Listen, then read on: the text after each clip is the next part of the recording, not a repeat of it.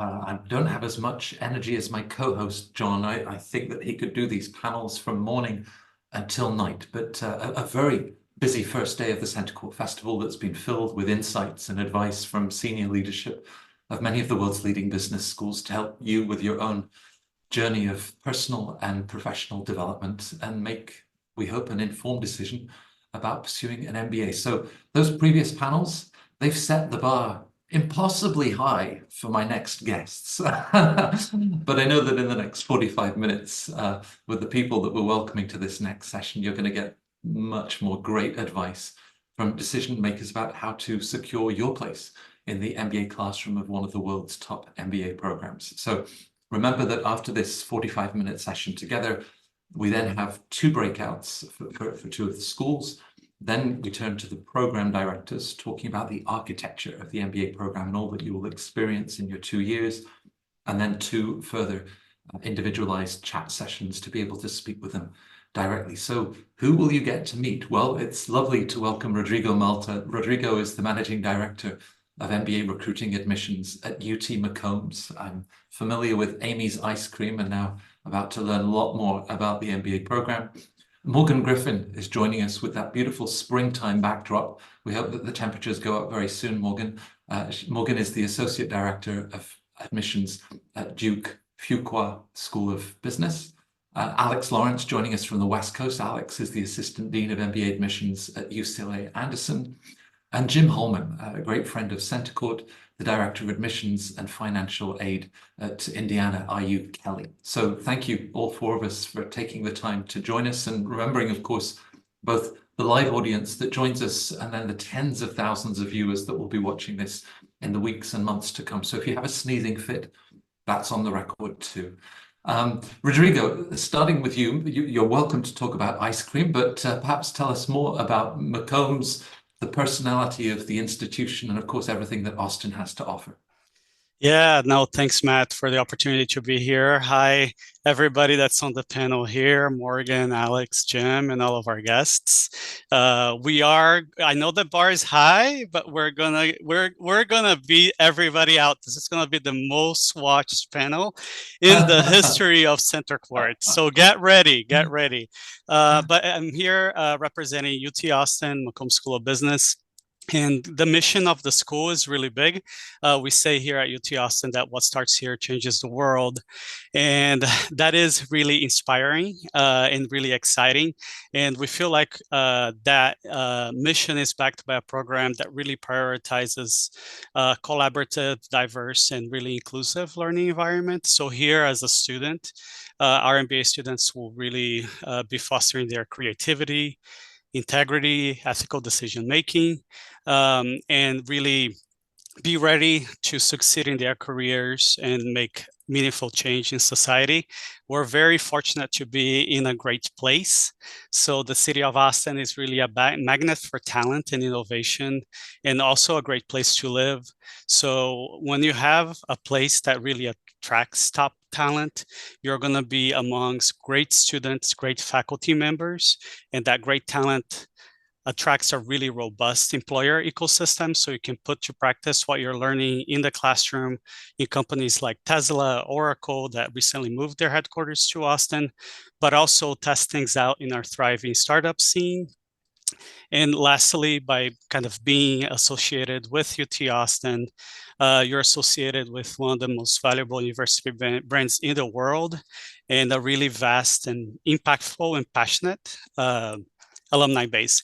And you got to hang out with me here in Austin, eat some tacos, have some ice cream, watch some football, both the American kind and the more worldwide renowned type too. Well, I see Go Longhorns on the shirt that you're wearing, and of course, there's great music to end the day as well. Morgan, as we think about Fuqua and again that relationship with the wider university at Duke, I always think of it as Team Fuqua. Am I on the right track? You are absolutely right on the track, Matt. You know, I think a lot of people, they hear Team Fuqua and they think, okay, Duke, big basketball school. We're hoping we go far in the NCAA tournament. But they think it's all basketball themed. And really, that Team Fuqua mentality is really what guides the school. It guides the type of students and business leaders that we're hoping to produce out of our program. We really believe in doing business better. You'll hear that a lot. And what that means is we're not looking to develop candidates that are always going to make the most money for a company. We're really looking at people that and developing leaders that are going to do business the right way, taking into account everybody. Usually the Team Fuqua culture is what sets us apart from other schools.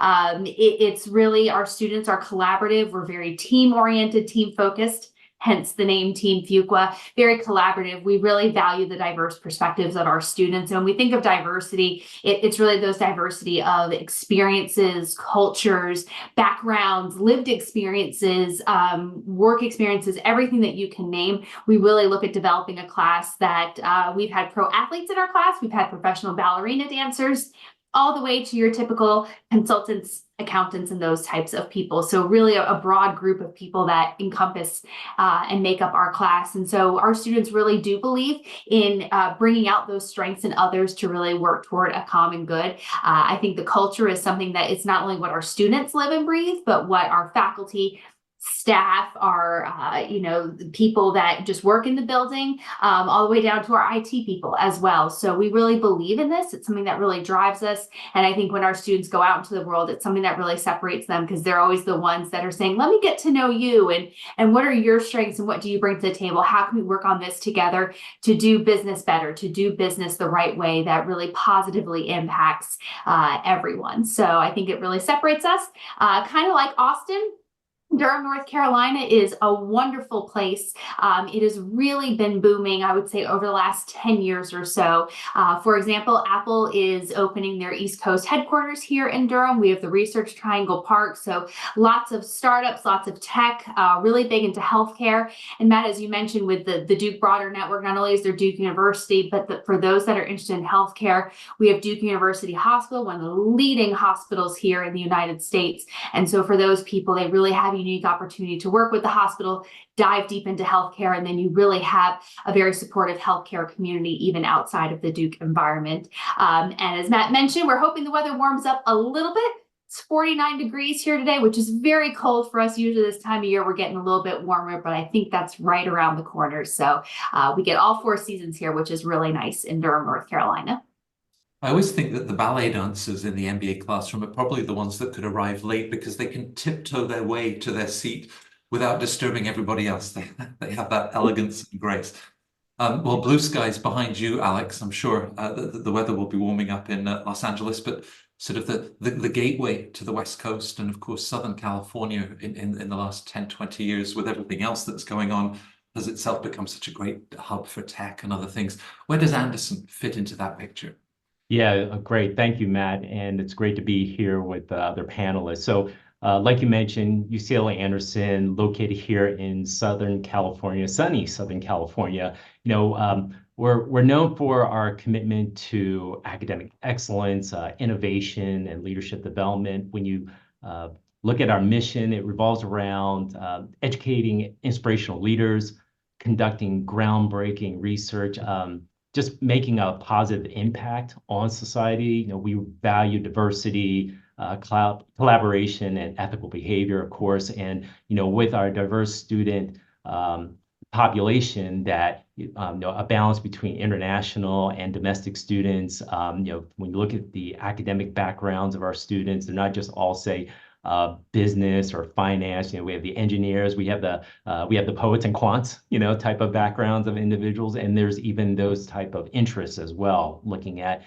perhaps staying on the West Coast and looking at a lot of the tech companies, or even going back east, more finance related. But the reality is, whether you're thinking about, whether our students are thinking about, say, careers in CPG, tech, or finance, I think at the end of the day, what our students and alumni who have gone through the program, like myself, really value in that UCLA Anderson experience is that sort of that balance. A lot of times I know students are just more thinking about, like, say, maybe the academic side of things or the career side of things, but you have to think both inside and outside the classroom and beyond just the 2 years. Where do you want to end up? So, as an alumnus and of course now working here at UCLA Anderson, I've seen it definitely change over the years in terms of interest by our students. But I think now, and I know we're going to be getting into this a little bit later, like when looking at schools, I think the UCLA Anderson experience is one where they work hard and they play hard,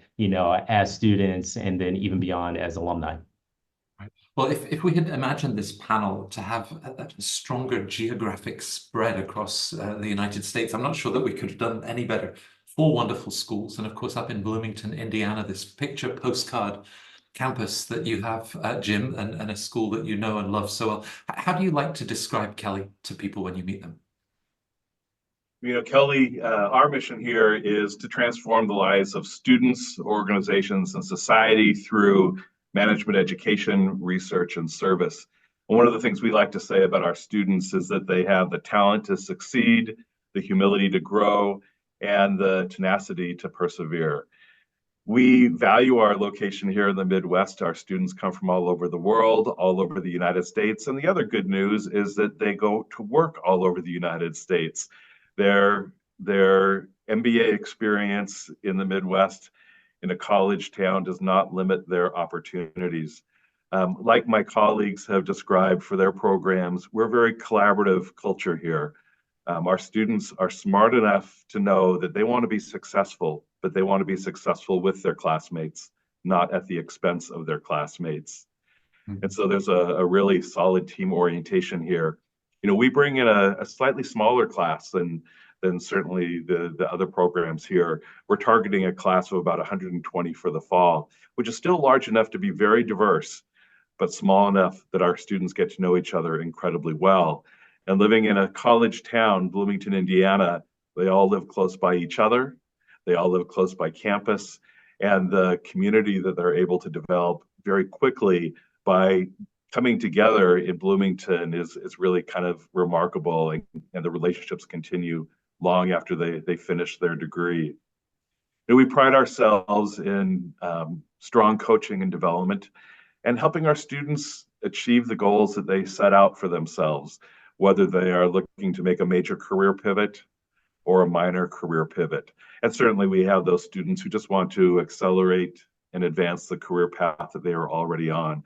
But they get that through a lot of personal attention, a lot of coaching support. Each of our students will have a career coach, an academic advisor, a peer coach, and a faculty member that works very closely with them.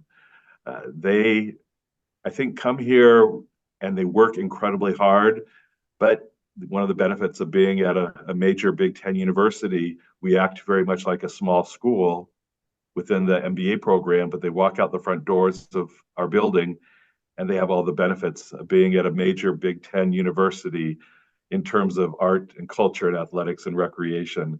So they really do take full advantage of all the opportunities, both within the program, within the campus, and within the community to help them kind of achieve whatever career goals they set out to as they start their MBA experience. Well, all 4 of you in capturing that personality and a very mission-driven institutions, but clearly one of the first classes that any of your students need is on time management and prioritizing, because you offer them so many opportunities on every level for the learning. Now, Rodrigo, as part of the admissions process, when a school says, what starts here will change the world, that's a big statement. How do you then look for that way of thinking that's going to align with McCombs? Are there certain sort of characteristics, not so much the GPA and GMAT scores, but characteristics that you love to see in candidates? Yeah, we love to see candidates that are curious.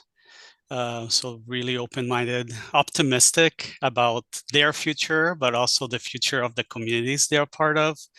down to earth. So really being able to roll up their sleeves and get the work done, enterprising and collaborative. So those are the things we're looking for, characteristics that we look for through the application process. And we're really proud to be able to offer all candidates that go through our process access to all application components.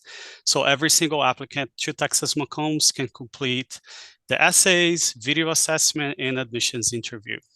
So that way, you can tell your full story and really make those characteristics shine whenever you are putting together your MBA application.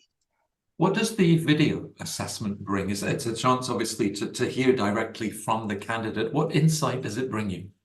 Yeah, so we ask questions during the video assessment about a candidate's ability to keep an open mind and receive feedback. We also ask a lot of collaboration-related questions in the video assessment too, and it really serves as a complement to that admissions interview during the process. We also, during the video assessment, ask our applicants to introduce themselves like they would in their cohort. So it's really a nice way to see the applicant genuinely come through and tell us who they are. And I always remind applicants that we in the admissions committee are often looking at the videos, so it's their opportunity to speak directly to the admissions committee too. Right. We talked, Morgan, a lot about team and collaboration at all four of your schools. Sometimes a resume can be reductive. We've got job titles, maybe some bullet points of accomplishments. How do you then encourage the storytelling, or perhaps illustrations that will really help you and your colleagues to understand that ability to work across different cultures and different ways of thinking? Yeah, I think one thing that is unique to the Fuqua application that really allows people to tell their story is two things. This year, we did add a lived experience question onto our application, which really allows people to talk about different experiences they've had in their life, whether that's personal or professional, of what has brought them to this moment, what has impacted them in their lives. And that has really helped us to really understand background, context, the type of person they are, resilience, grit, determination, those types of things. It's been really insightful this year, and I do think and hope we'll continue that next year. I think another thing is our essay questions. So one of our iconic essays is 25 things about you, and that sounds really fun. I think someone could sit there and I could probably write a whole paragraph about how much I love chocolate ice cream and why, but it really, you'd think that 25 things would be really random, but you'd be surprised the story it tells us about candidates. We've had people talk about very personal things. I think our military applicants who talk about tours that they've done overseas and what that experience has been like and the impact. We've had people talk about the birth of their children and raising a family, or the mom who had a child and is going back to work. So we really are able to tell a lot about someone's personality. And the thing is those 25 things, you could have picked anything in the world. Those were 25 of the most important things that you wanted to tell us. And it says so much about you, what makes you tick, what you're passionate about, what you believe in, and what's important to you. So I think that really helps to tell the story. We then also have another essay question that asks, how will you contribute to the Fuqua community? We want our students, when they come to Fuqua, not just to come to class, do the work, do the recruiting, and graduate and get a diploma, but we want them involved. There's so much learning that happens inside and outside of the classroom. We want our students to come in and be part of the MBA experience. And so how do they see themselves fitting in and contributing? And then I certainly think in other various components and various other ways throughout the application, we learn a lot about that teamwork. Letters of recommendation can provide us a lot of insight. Your interview can provide a lot of insight. We'll ask you questions.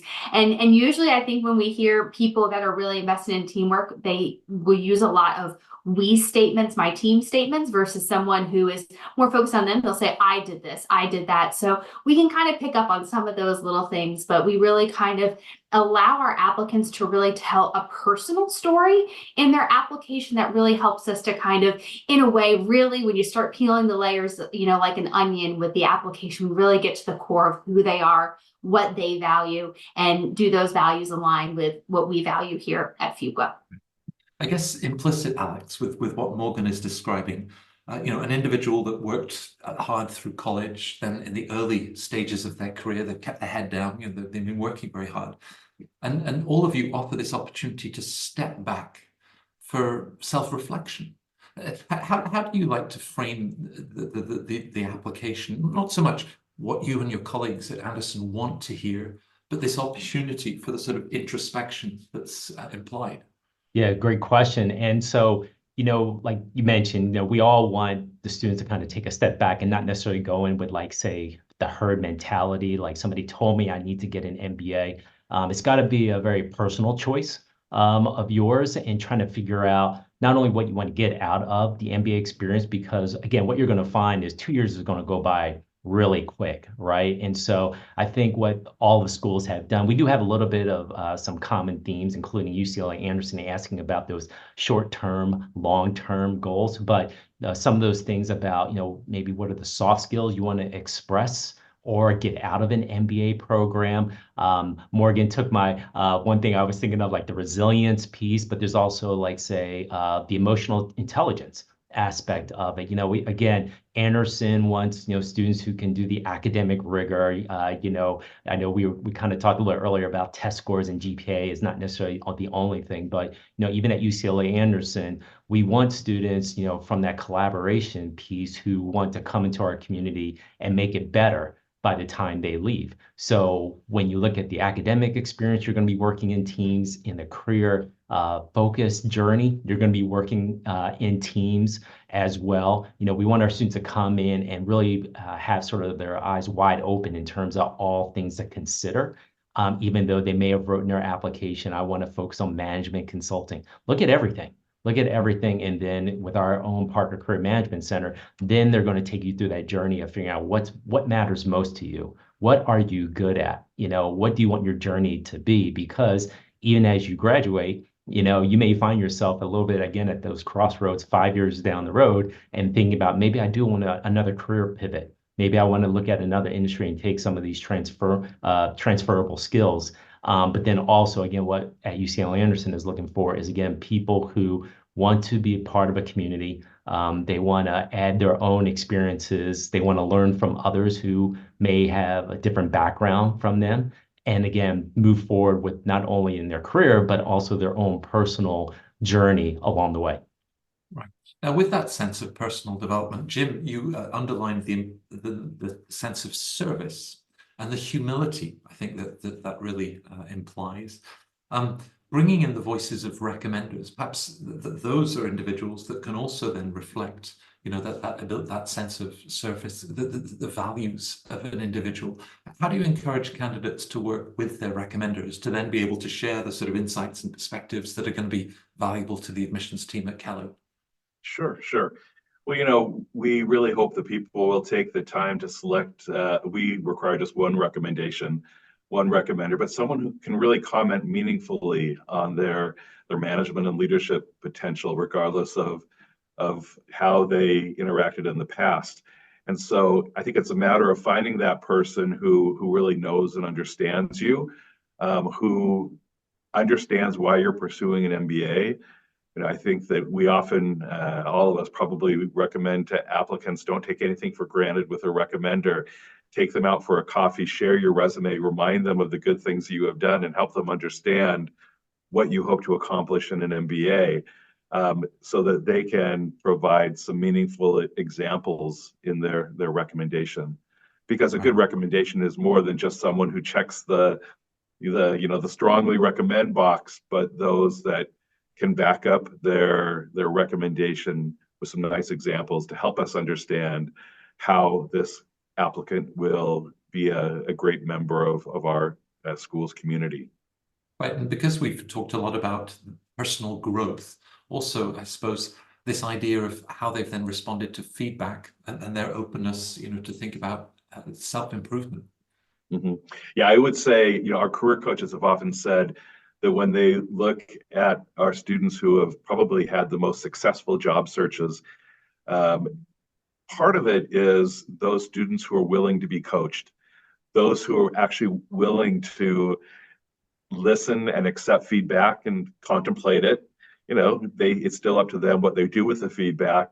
But I admire my colleagues on the career team because they get feedback from some of the recruiters, and I know that sometimes they have to share feedback with students that's probably hard for the student to hear and probably hard for the career coach to share.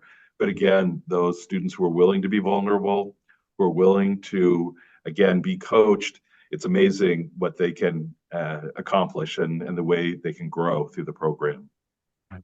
Now, here we are with a Center Court event at the beginning of the year, and we typically don't focus on GMAT, GRE, and test scores, but I just want a quick parenthesis because, of course, the GMAT has updated. It's now the GMAT Focus, a shorter test, and the scores, while still on an 800 scale, will look to be a little different, and it's certainly something that candidates will be interested in. So, Rodrigo, without making you a spokesperson for the panel, I'll address this to you and invite each of you to then add any details that reflect the policies and the way that you're looking at this transitional year. But Rodrigo, that old test is valid for 5 years. You'll be working with that. How are you looking at a new test that comes in and a scoring scale that might then generate a different set of scores? Yeah, we are looking at the test score again holistically, right? It's a one piece of the MBA application. We're fortunate to have some practice with the GRE back in the day when they changed their scoring scale a while back. We're working with 2 very different scoring scales at that time, and we took the learnings from that forward to the GMAT Focus. So we're going to be paying really close attention to the percentiles, looking at the information that's coming in. But again, one of the funner things about being in MBA admissions is that individuals come in with a significant body of work, and we can really learn about who they are holistically, and that academic piece, that test piece is one piece of it, but we'll continue to see the application holistically. And I feel like the GRE and GMAT folks are keeping us on our toes and keeping things exciting. So, and I also welcome any of my fellow panel members to jump in. I'm actually curious to hear what you have to say about the GMAT Focus. I was really excited to see it this round. I was like, there it is. Yeah, I think it's Alex, really Morgan, and Jim, anything that you'd add on as the tests have changed?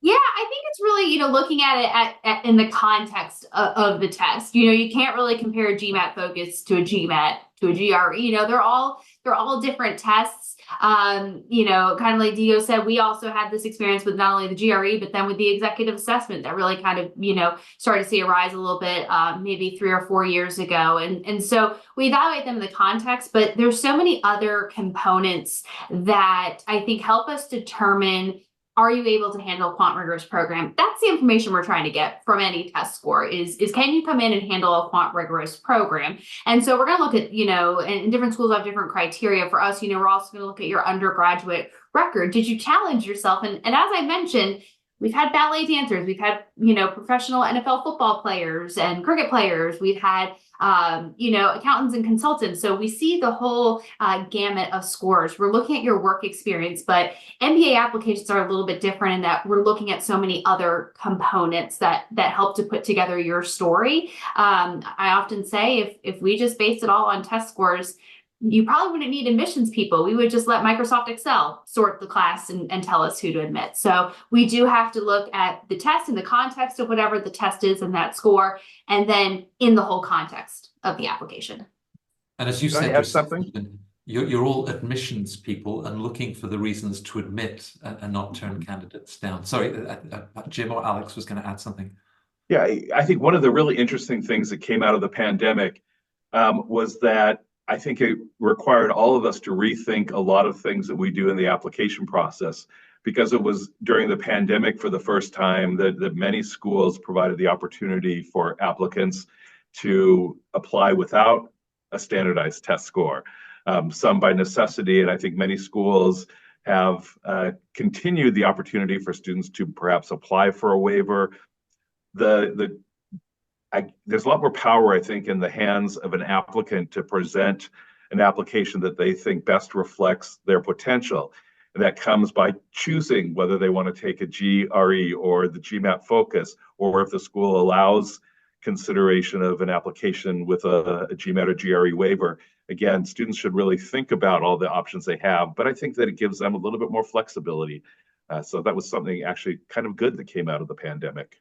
And we talk about potential, Alex, the leadership pivoting in your career, taking on new roles and responsibilities. And so perhaps some applicants say, well, I want to be a VP working in this company. How important is it that for them to have had it all worked out? I mean, surely 2 years at Anderson will be this extraordinary opportunity to explore.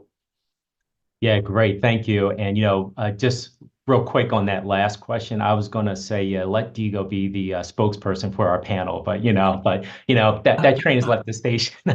But, all of us, right, including UCLA Anderson, we're not looking for people who have it all figured out, right? Again, like I mentioned earlier, while we ask, what is your short-term and long-term, we want to know that you have a plan, you've thought about it. You're being really intentional of why you're going to business school. I said before, that 2 years is going to go by so fast that, depending on the year, and there's a lot of experience on this panel, that we've seen sort of different economics cycles, hiring cycles, things of that nature. And so I know, we talked a little bit more on the career side, but we want students to go through that journey. We want them to see them grow in different aspects and at the same time bring their own expertise, because I think some of the best classes at UCLA Anderson are one, when you look inside the classroom, you'll see people who have, again, experience in industry, some who may be more in, say, higher learning. Again, you have some from the non-traditional backgrounds, and they're all learning from each other. And next thing you know, when people start talking about, their career focus or the communities that they come from, you name it, the people who are standing at the front of the classroom, faculty, industry leaders, talking about their own journey, I think that's where a lot of the magic happens inside our classroom, because of the fact, and I know I can talk about myself, I'm a transplant outside of California here. You start seeing all these different experiences and perspectives, and they bring that into the classroom, and then seeing people go out in industry and kind of, again, like I said earlier, making their communities better from when they actually showed up. Right. And they will enjoy an uptick in their salaries. There will be those additional levels of responsibility. But Rodrigo, we featured one of your alums who used the entrepreneurship club at McCombs and found her future co-founders of a very successful beverages business. Sometimes it feels that ROI, when it just focuses on salary, it is very limiting. When you think about ROI in its broadest possible sense, what else do you bring into that picture? Yeah, I think part of the beauty of a full-time MBA is that it's a really immersive and transformative experience. So, the postgraduate placement is important, but let's go beyond that when thinking about the value of the MBA. There is value on the skills that you learn, the knowledge that you obtain, the network that you're going to be able to be a part of as you go through the program and as you graduate.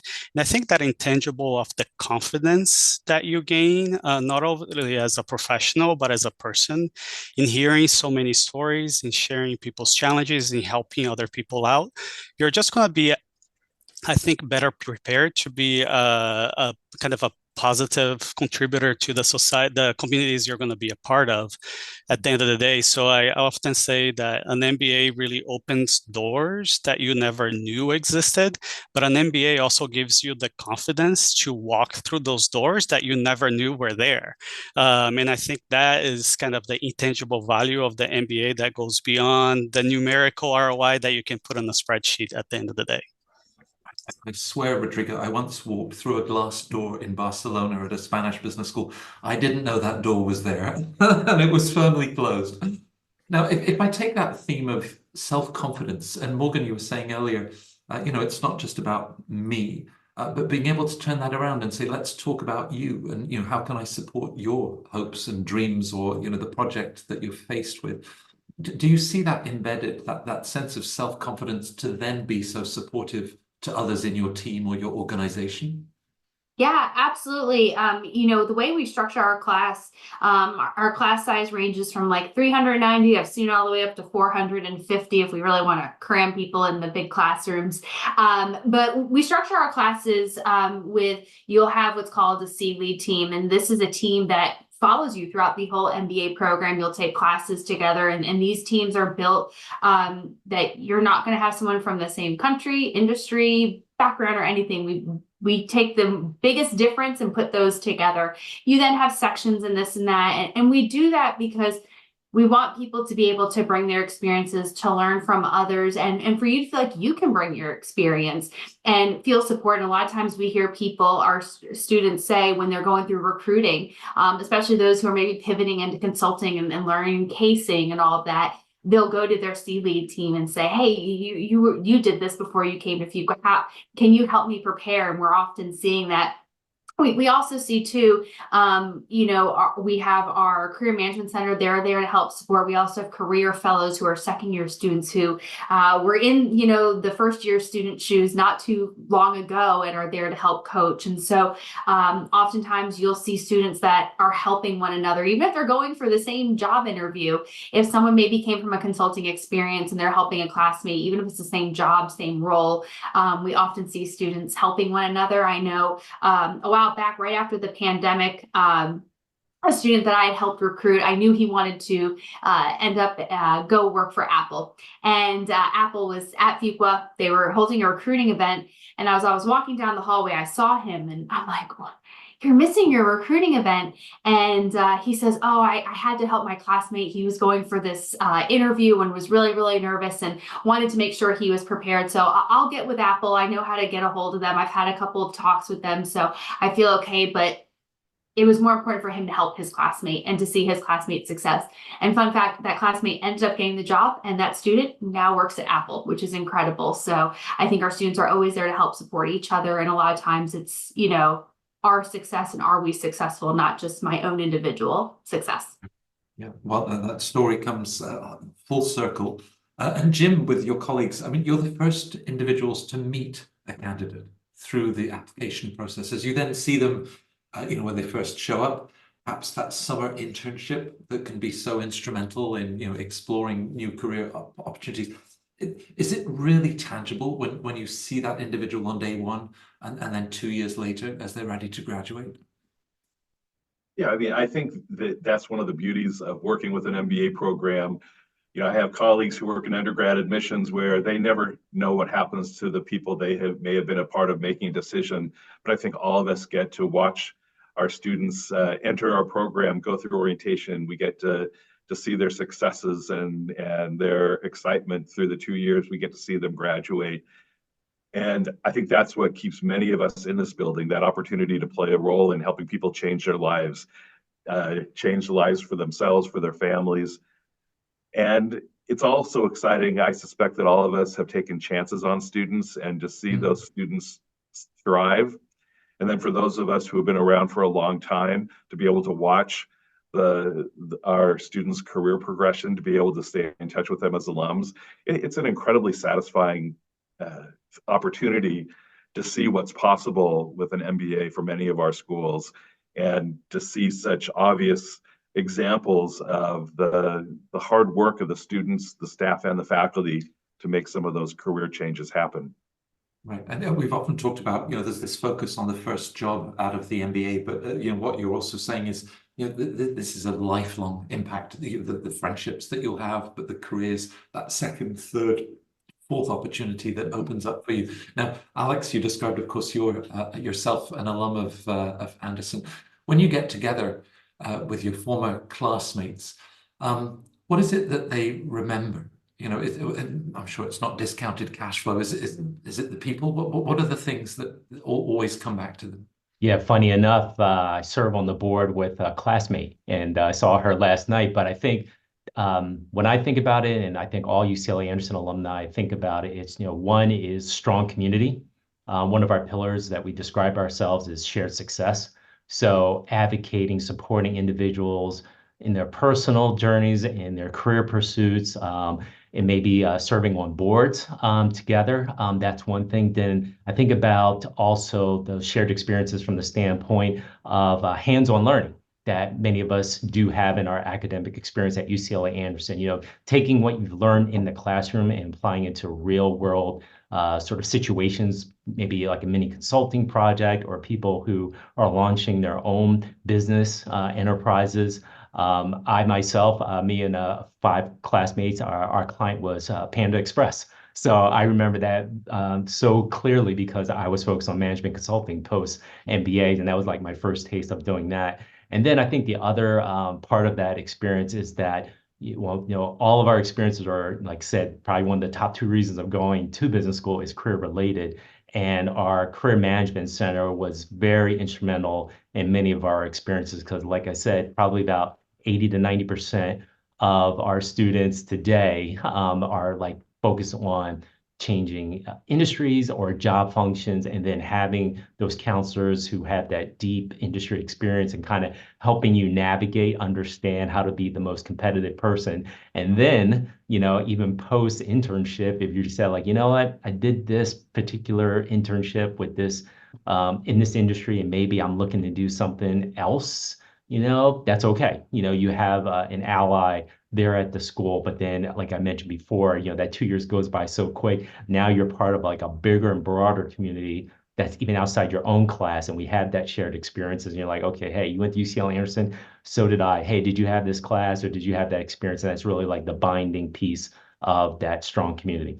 Yeah, and with that transformational positive experience, whether it's Bloomington, Durham, LA, or Austin, Diego, when you're talking to candidates, going to any one of your schools is going to be a life-changing experience. How do you encourage them to then think about their personal situation and aligning, the things that are important to them with the culture and the opportunities that each school offers? Yeah, I would say that every applicant should really start with self-reflection. So taking the time to honestly think about where they are in their life personally and professionally, and create a plan to learn and explore if the MBA is the right solution for where they want to go and what impact they want to have in the world. So I think that taking that first step almost as like kind of a step back and hold still. And the MBA application process can be super stressful. We understand that, and we're here to support all applicants across our schools to put your best foot forward, but you're only going to be able to conquer the MBA application process if you take the time to self-reflect and understand where you are, why you are wanting to pursue the MBA as an opportunity, and then you can also start exploring which program is right for you. And I would say that as you go through that process, keep an open mind, listen to yourself, listen to those you trust, and take the advice of the amazing people that are on this panel and the folks that make part of our team, because we're here to support applicants as they go forward. But the first step is their self-reflection, is that self-discovery, and that first step is with them. Well, it's a road trip that I would love to take and come and meet you all, ideally in a mid-1960s Lincoln convertible. But I would like to go back, Morgan, to our ballet dancer who has accompanied us through this performance.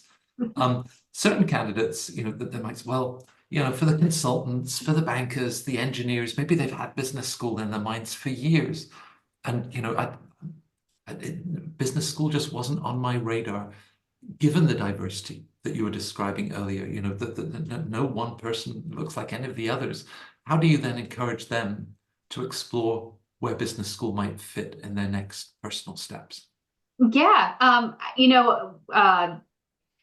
5-10 years ago, if you had told me I was going to get a graduate degree, I was in a different career, and I was like, no, I don't need my graduate degree. And you then get to a point in your career where you're like, in order for me to learn this skill, to get this exposure to, or you start seeing the person of, gosh, like I would like to do what they do. How do I get there? And you talk to them, they maybe become your mentor.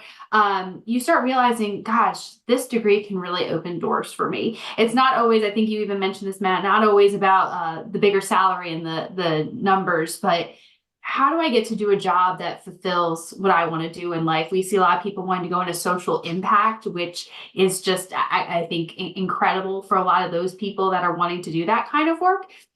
And so I think when someone's looking at that, when they're saying, I feel like I've tapped out of my potential, I feel like I don't have growth, I feel like I don't know how to make the next step to get there, that's where business school really does open doors. It allows that 2 years, which is, as Alex said, a really short period of time when you think it feels long when you start it, but it flies by. And I know that for my own degree